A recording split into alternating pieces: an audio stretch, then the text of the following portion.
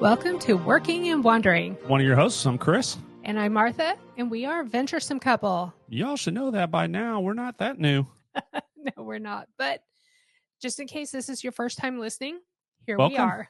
Welcome. Welcome. All right, so we're going to talk about, is full-time RV living for you? Ooh, that's a tough one.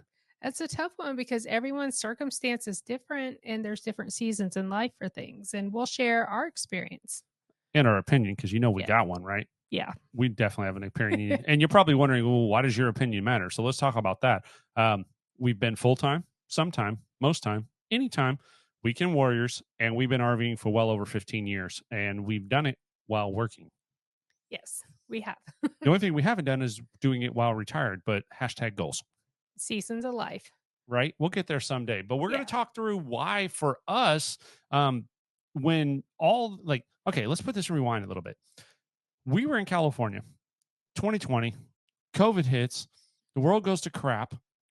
We're stuck in the house. What do we do for fun on the weekends? Every weekend, Chris and I, instead of picking up the camera and recording this, we'd go to our RV storage lot where we had a different travel trailer and we did all kinds of modifications on it every weekend, just something to do. And it was fun. It was BVC. Before Venturesome Couple.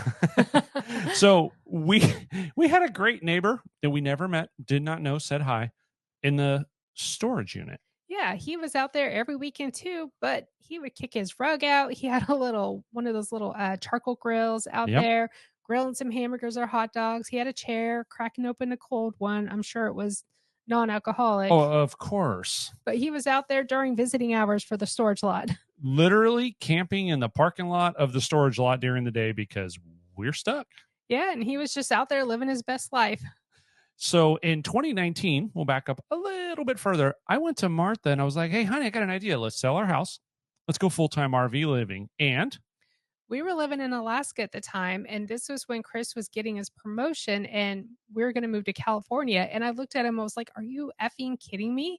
Do people live in their RVs full-time? I didn't know. She thought I'd lost my darn mind, y'all. Now, keep in mind, at that point, we'd been RVing probably 10 years, 11 years. So, I mean, there was no surprise. We knew what we were getting into from that perspective. But full-time RVing to Martha was a concept like, oh, hell no.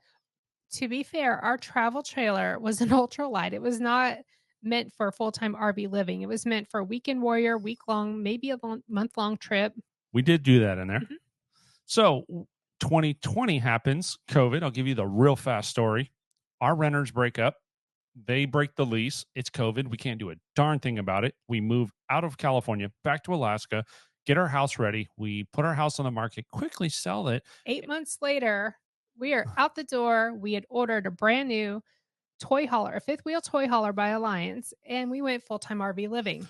I convinced her to jump in a trailer with me and travel around the country. And we were like, woohoo, we're living the dream. Yes, we were. Sure. A few months later, Chris is like, I can't. We got to buy a house. This. For me, I was like, I cannot. Full-time RVing, driving in circles, wandering aimlessly from site to site, spot to spot, screwed with my psyche. Now, what he means by that is that we love to travel, we love to RV, but we find comfort in having home base. Yes. We moved our daughter into our home base. She manages it while we're gone and while we're here. So she lives here full time. But we have what we call our vacation home, our flop house. Our flop house. So we're any timers. Yeah, we are gone. It slowed down last year because of our daughter's surgery. Mm-hmm. Our daughter had brain surgery. If y'all don't already know that. Now, she's good. Things are healing, going well. We're good there. So it slowed down. But prior to our daughter's surgery, we were on the road 11 months out of the year. Yeah, easily. Even after buying a house. So we were still most timers or any timers at that point. And we don't want to say full time because the truth is we own a home and there is times we were home. Now, this year, we're probably going to be on the road about 8-9 months, right? Yeah. Realistically. Yeah. So there's some things that you have to think about if you're going to be a full-time RVer. Working. That's the biggest one. I'm going to start there because that is our reality right now. If you are currently of the age where you are working and you are not quite retired, there's some things you have to think about. Internet while working on the road is expensive. It's expensive, but there's so many options. Now, if you want to get confused, go on a Facebook or any social platform and ask everyone's opinion about it. What's the best internet? They're going to tell you. But here's the fact: check the wireless carrier for their internet where their map settings are. And just keep in mind that other things may obstruct your view, or if you're at a gathering, like we were at a rally, our national rally, there's like what, 700 people? Yeah, there's 350-ish trailers. Yeah. And it shut everything down. It did. Between T-Mobile, we have T-Mobile, we have Starlink, we had a different thing called Project Genesis, which we went ahead and just got rid of. We have AT&T SIM cards, so we have redundancy on our internet. And to put that in perspective, T-Mobile $50 a month, Starlink $150 a month, AT&T $40 a month, Project Genesis $20 a month. That is just to make sure that we have internet access 24 hours a day, no matter what. And in the national rally, all those things failed because we shut down the cell towers because of all the people there. Yeah. And Starlink, we had to go over to Starbucks. Yeah, Chris couldn't get on the app to market priority, which means you're going to pay a little more premium for however many gigs you use. And we ended up paying, I think, between $50 and $100. I think it was $50 just for me to upload a video. One video, and then it was another $50 for me just to work for 3 days. On top of the $150 a month we were already paying. Yeah, because Chris still needed to get on Teams calls, emails, and like all that good stuff. So if you're going to be working full time, just know the first, I would say $200 out as a minimum is going to be internet. So you have work trips, or we have work trips. I have work trips. So we're leaving Sunday. If you are in a job where you're hybrid, or sometimes you do occasionally have to go back to the corporate headquarters or whatever, and you're a full-time RVer, you're going to have to stick around either regional airports, international airports, or you're going to expect really long travel days. One of the times I was going to have to go back to California ended up getting canceled at the last second. I was going to have to fly out of South Bend, Indiana, fly into Atlanta, Georgia, from Atlanta, Georgia into LAX. It was going to be a 14-hour travel day, and it was going to be extremely expensive because my work's not going to pay for me to hopscotch across the country. Yeah. And when he said it got canceled at the last second, he was literally like, he had his carry-on. That's all he brought with him, and was walking to the plane. He had already scanned his ticket. And then I was on the boarding. What do you call it? Tarmac? No, I wasn't on the tarmac. I was literally in the boarding gate. There we go. Yeah. And he turned around, went back, showed his text message, and was like, my meeting I was supposed to go to just canceled. I can't get on this plane. Because they were like, what are you doing? Right. They were like, security, because they thought, some crazy dude checked the bag, and it was trying to get off the plane. And I'm like, look, I'll show you my text message. I stepped aside. I cooperated with TSA. I didn't have any checked bags. And I showed them my phone literally, so that they were like, okay, you're good. Go ahead and go. Because they're, of course, worried about the security side of things. So the work trips make RV travel difficult when you're a full-timer, because you're leaving your fur babies, your significant other, and or kids, or you're just leaving your trailer. Yeah. Right. And then you got to go. So there's other things that come into this that drive me nuts. This is something that it makes it hard on a Monday through Friday thing, is my work schedule. Yeah. So, and time zones are a thing. So he supports Pacific time zone. So we're here in Florida. So he's going to work 11 a.m. to 8 p.m., which means, we can get up early and like do stuff. But then at 11 o'clock, sometimes 10:30. Or lately 10. Thanks, CrowdStrike. Yeah. And it just depends on what's going on. Sometimes he's working a little early and a little late. And that kind of stinks, because like if we want to go do things and we have other friends around who maybe are retired or have different work schedules, or as long as they get their 8 hours, we have friends that as long as they get their 5 to 8 hours in, anytime, they're good. But Chris has to follow a work schedule, Pacific time zone. Right. Which means that if I want to do anything and I have to basically be fully dressed in front of my camera, ready to go by 11 for this time zone, I have basically from 8 to 10 in the morning to do something. And then by the end of the time I get off at night, I have between 8 p.m. and whatever closes. Most of the time things close by 8 p.m. at night, Monday through Friday, except for Fridays, you might be able to get a couple hours in. But 95% of the time, we're stuck in the trailer Monday through Friday, not able to do anything other than work out, eat, and work, which is boo-hoo-hoo. You get to sit in your trailer. I get it. It becomes a damn dungeon when you're sitting in there 40 hours, 50 hours a week. And it's not fun. Like when we're hanging out and we know we have friends in the campground or in the area and they want to go do stuff. And I'm like, I can't. I got to edit a video. Chris has to work. Yeah. And then Callie's got to go potty. Right. So time zones, work locations, travel, internet. makes them working on a full-time side difficult. There's a very, very positive side to being a full-time RVer and working, though. And that is your ability to take a job anywhere in the United States and roll your house right with you. We have friends right now in Orlando that took a very lucrative job and they're like, I guess we're staying in Florida for a year. Yeah, he got a year contract, and so it's just worked out great because there's lots to do in this area. So for a year, they get to explore Orlando, Florida, and he's making a huge salary doing exactly what he loves to do. He's got the contract. At the end of the contract, if he wants to pick something up in North Dakota, hook it up to the truck and roll out. You Yep. can take jobs anywhere, and you can take jobs that you may not have ever thought about because you have the flexibility to live anywhere. Well, and there's also that financial freedom of living full time and being at an annual site. So we Yes. have some friends that work, one of them works in healthcare. They bought, a big RV and they have an annual site. They don't travel as much, but it's that financial freedom. They don't Right. have the house to maintenance. The mortgage over their head. You can Mhm. do, I mean, you can put yourself in a position where money wise, you're free to do what you want. So they do a lot of cruises. They go overseas quite a bit. You got to balance like what's important to me Mhm. and what do I want to do? Just know that from a full-time RVing, a lot of people on the outside think, oh, it's like living on vacation. It's not. It is full-time work within my RV, within our work hours, because we both take it very serious. We want to thrive. We want to get to the point of our next topic, which is full-time RVing while retired. Yes.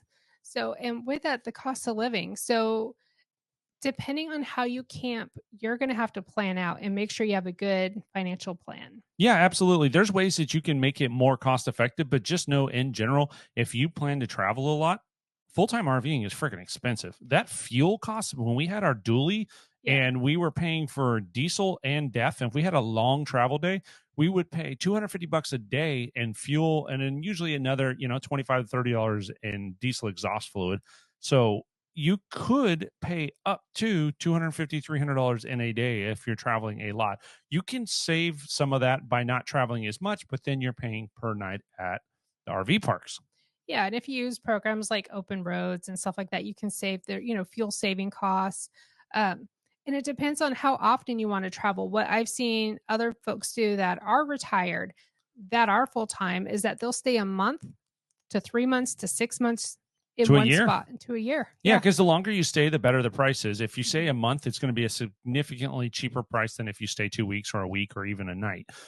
You're going to pay more per day, or you're going to pay more for a month, but it's cheaper per day when you do it at a month. And if you do annual, it Yeah. gets way better. And think of campgrounds, whether it's an RV resort or just a regular, park, Yeah. RV park, that prices will vary depending on season. So, wintertime in Florida, you're going to pay a premium. Yeah. One of the parks that we know a lot about that's a huge resort in Auburndale, they charge $3,400 a month for full timers. Yeah. And that's just as a few months ago, Mhm. beginning of That is reasonable. 2024. That not reasonable. That is recent and Mhm. not reasonable. If you're paying $3,400 a month for an RV resort, buy a house Mhm. and go play Yeah. because you could do both for that.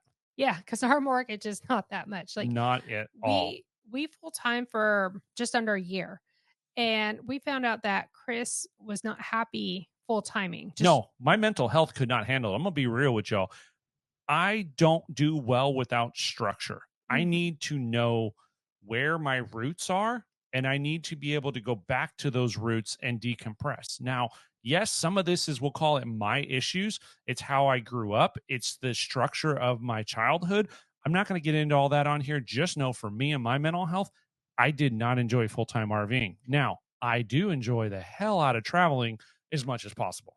Now, for me, I agree with Chris, but for different reasons. We bought a home base. Like for me, it gave us comfort to move our daughter back in. She was going to college, had a 1 bedroom apartment, but at the time she was 20 years old. And when she got home, there are times she'd have to park on the other side of the apartment complex. It's late at night. Yep. And then we don't want to be, somewhere around the country, like on the other side of the coast. And have to worry about like did she make it home safe, like texting her, like we're not Yeah. helicopter parents, but my gosh, it's like It's our baby. it's our only child. And yeah, Yep. she's 23 now, lives in our home base, and it's a great peace of mind for me. Yeah. So the retiree side of things. So the other part of it is, of course, the cost of living. We mentioned Mhm. that. Insurance. we're talking not only automobile, RV insurance, and healthcare insurance, but Yes. let's start with the automobile insurance. We can talk about Florida. Oh, So damn. yeah, Florida is really expensive for automobile insurance. Whether you're full time or us, we have a home base, so we have a house, Yeah. and it's like what triple what we paid in Alaska. It is literally triple, and we have great credit, no accidents, no tickets, no nothing. It's called Welcome to Florida. Yeah, and just know like each state is different, and where you domicile, where you have your residence. There's a couple like pros and cons for that. Like some of them, you have to bring your vehicle there and have like emissions checked, and Go on to Escapees. We're not going to get in the weeds yeah. on this. Go to Escapees. They have an amazing analysis on Escapees about which states to domicile in, the pros, the cons, the laws.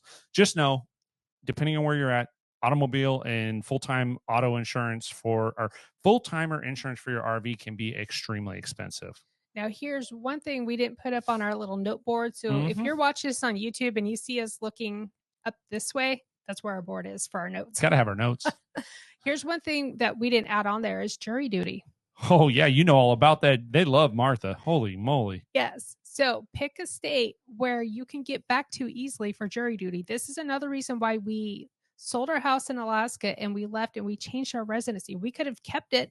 We could have kept Alaska. Absolutely could have. But you have been called to jury duty how many times in 18 months? 3.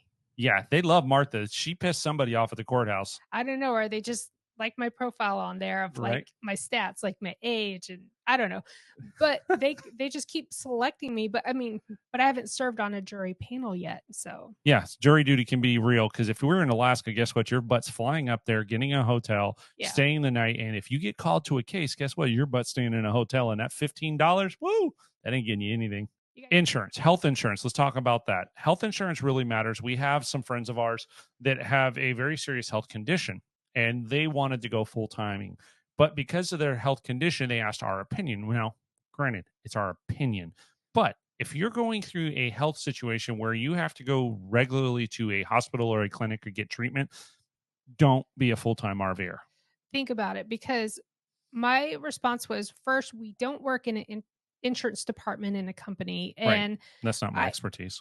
I don't know their financial situation and everything. And I told her, I said, the only answer I can give you is to research on your own what personal insurance is going to cost you and if it covers the treatments and everything that you need. If you don't have insurance through military, which I do, I have it through the VA. Martha has it through her native tribe or through a pension. Self-pay is an option. So like we'll say out of pocket, that sucks. It's really expensive. The other thing is you can go to like healthcare.gov, but no matter what you do, you have to be mindful about healthcare and what your true health situation is so that you can get the coverage and the treatment you need. The last thing we want anybody to do is, and this is terrible, and I don't want to exploit this, but this is a situation that unfortunately we've known several people that have bought RVs with the intention to go full time, and then one or the other of the spouses passes away before they get to do it. And that's sad. It's like, we recommend don't wait to retire to RV. Like, you can enjoy being a weekend warrior. Who says you have to full-time RV? Like, we've done everything from weekend warrior to full-time RVing. Yeah. Just go out and be able to enjoy your time now. Yeah. And we know of a few people that family is a huge consideration. Yes. You already mentioned our daughter. That is one of the reasons we're rooted to where we are. She is our only child other than Callie, our dog, which is snoring right here. Kids, grandkids, sandwich. What's a sandwich? So that's tweeners. Chris and I, we call ourselves tweeners, where we do have a child, but she's 23, so she's grown, but we're not retired. So and she's still at home again. Yeah. Well, and that's again, she did move out, college, COVID.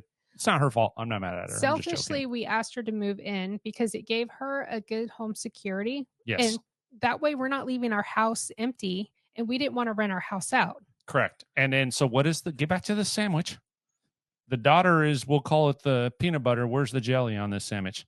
Where's the jelly? Our parents. So we took care of both of our moms. Yes. So there was a time in our lives for 7 years? Is that about right? Yeah, 7 years. So that either my mom, Martha's mom, and our daughter were all in the house. So we were basically providing support for our parent and our child. So we called it a sandwich. Yes, that was his note in reference. So Sandwich. So you have to think about that. If you're at a point where you're privileged enough to be able to be retired, you've earned it, but your kids are now having grandbabies, that can slow you down. And not in a bad way, in a good way, but you have to think about how you want to travel. We would hate to see you buy a $150,000 RV and then be like, damn, I want to be near the grandbabies, and then not be able to sell it because the market tanked. yes, And that we do know a couple people that are just politely screwed because of when they bought an RV, and trying to get out from under it is brutal. yeah, that's a rough one. Oh gosh. Yeah, it is. So these are things that you have to think about on RV living. We're trying to give you a full-time perspective, right? For, as we have already mentioned, I didn't like it. It wasn't for me. I just didn't do well for me. I like having a house, but I want to travel. I'd love to travel as much as I could. It's just not enjoyable when I have to work and sit in the RV. So now let's talk about SHTF. It's when stuff hits the fan. I'll let you Figure out what the stuff is. right. It can be whatever you come up with. Yeah, whatever you come up with. It could be shiitake mushrooms. It absolutely could. It could. It could be when shiitake mushrooms hit the fan. It could. So let's talk COVID. We talked about that briefly.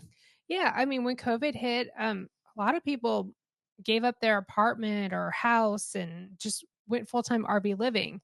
I don't blame them. We were in Irvine, California, and those MFers had us locked the hell down. Like, the only thing we could do is go to a city park and stay 1,400 miles from somebody. Well, I mean, when you have a Rottweiler down there, it's like they gave you the sidewalk. That's because she wasn't in a basket with a fucking tutu on. Oh, sorry, you have to beep that. With a tutu on. We didn't walk our dog in a basket. No, she's a dog. She's a dog. She had her harness on. Yes. So COVID was a prime example of why it was really nice to have a home base. And I will give the caveat: home base does not mean home. It can mean your beautiful piece of land in gorgeous Georgia that you can go park your RV on and get the hell away from everybody and enjoy yourself. Or, like if you have a Class A, you can have a casita where you just pull up in your driveway and then you have like a little kitchen. And you can own the lot. And you own the lot. Those are really cool. This is some of the stuff we looked at before going full-time RV living a few years ago. And then like just different options out there. Don't forget about our favorite. Barn-dominium. No, mooch docking. I thought barn-dominium. I do want a barn-dominium. Mooch docking is a limited time. Barn-dominium would be yours. Remember, this is shiitake mushrooms hit the fan. Okay. Having somewhere to go as far as a home base. So having family that has a driveway, house, property, land that you can go to and just stay there while the world loses its damn mind is really important. Even if you decide to go full time, you want to have somewhere to be able to go back to. I'll group COVID with like natural disasters. So like when hurricanes come in, earthquakes, fires, Texas freezes over. Yeah, they did. Literally. They did. In like 2020. Having somewhere to go is an important piece of it, no matter what your mindset is. There's a couple other ones that are going to be a little more controversial. Economic collapse. I don't know if y'all been watching the stock market. We've lost like $6,000 in 3 days. Oh, I was like, I'm not clicking in the app right now on Fidelity. Yeah. So, some more of those mushrooms hit the fan and there's an economic collapse. You're going to need to have somewhere to go back to. Yeah.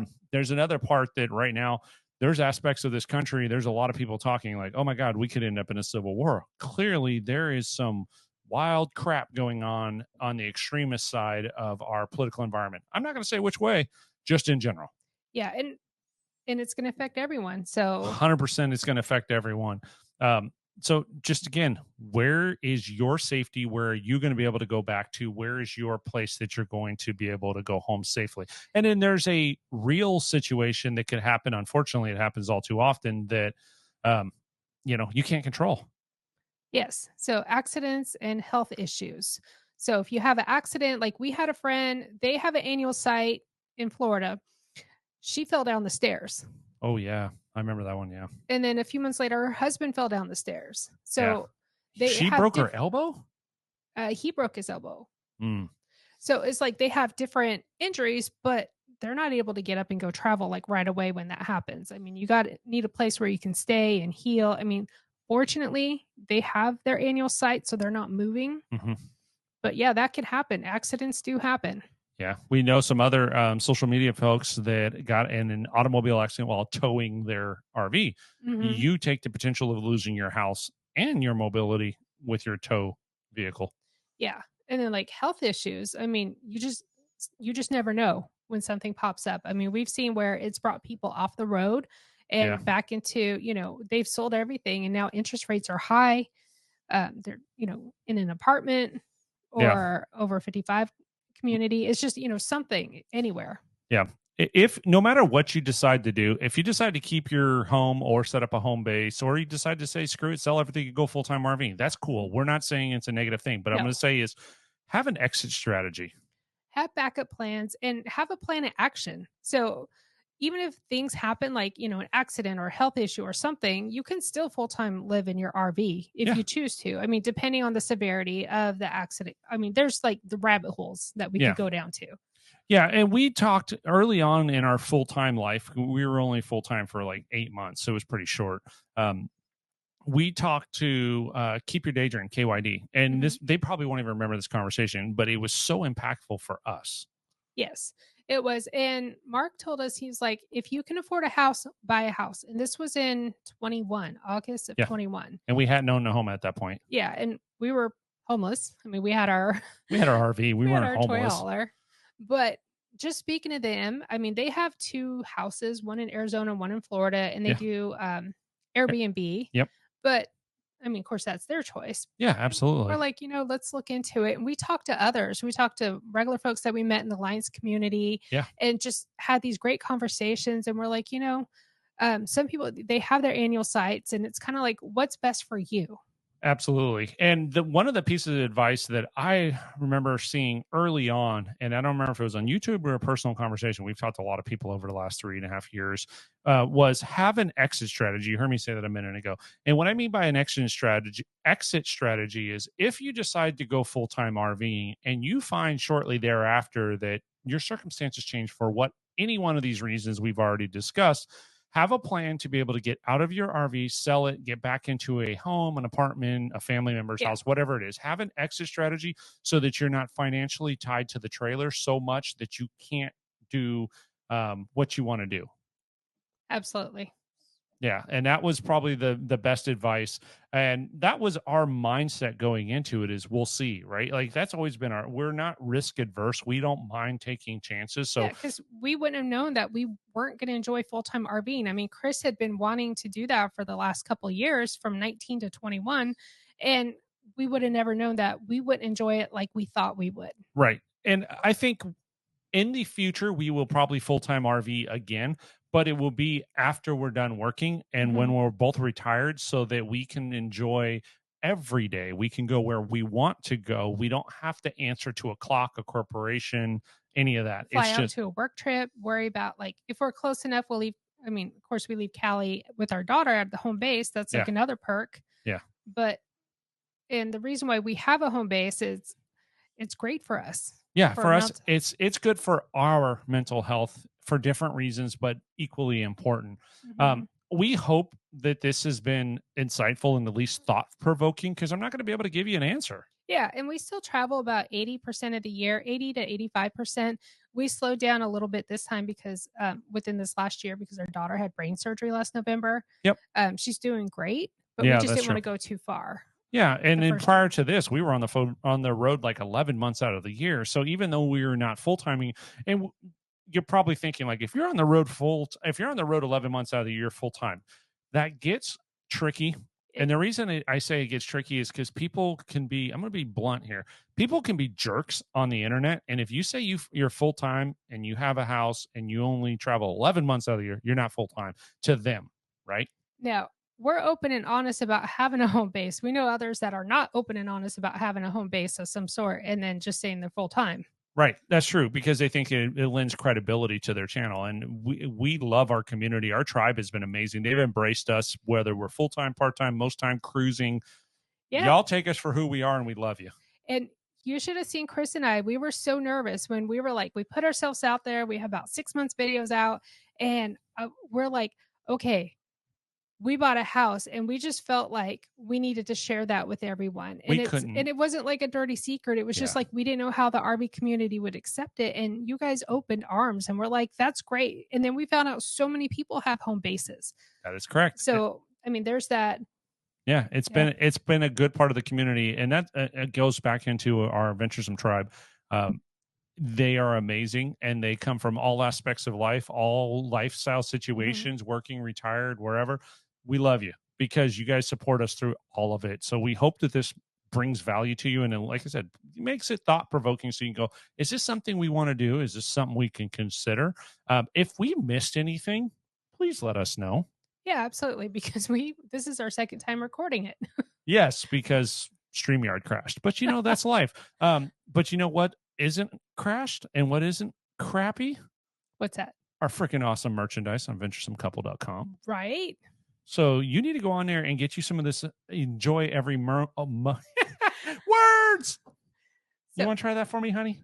our merchandise. Of course, there's Venturesome Couple logo, like clothes and hats and Yep. cups. And there's also Enjoy Every Moment, which our beautiful daughter designed for us, and it's on our website. Venturesomecouple.com. Go on to merch, and there's all kinds of stuff on there, stickers, buttons, and 99% of it we actually make in-house with our daughter's help. So we're trying to keep it in the family, and it gives us the opportunity to be able to travel when we get the chance as much as we'd love to. Now, anything military related, so our Red Friday shirts and our veteran shirts, 100% of the proceeds we earn off that, we donate to Soldier's Heart, which is at South Central Foundation. Martha used to work for them, so it means a lot. And they're for all first responders, all heroes, regardless military, law enforcement, fire, EMS. So it is a great, great nonprofit, and we love supporting them. So hook us up, go to venturesomecouple.com and help us support the troops and soldiers and sailors and EMS folks. All of the above. All dim. If you're watching this on YouTube, give us a thumbs up. We greatly appreciate you. If you have not subscribed, please subscribe. That means the world to us, and it's free to you. And if you're listening to this on a podcast platform, thank you. You mean the world to us. This is a new adventure we're excited about. So leave a comment on whatever platform. The algorithm will love you for it. And other than that, thank you so much. And enjoy every moment.